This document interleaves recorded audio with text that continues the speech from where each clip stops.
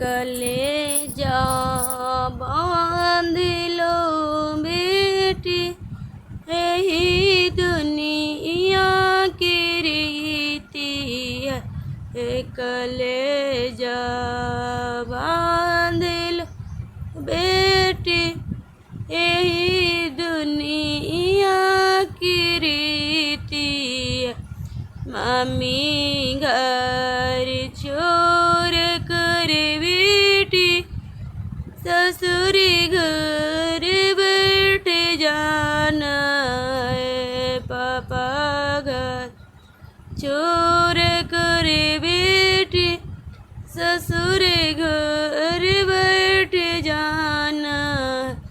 कलेजा बांध लो बेटी, यही दुनिया की रीति है। भैया घर छोड़ कर बेटी, देवर घर बैठ जाना।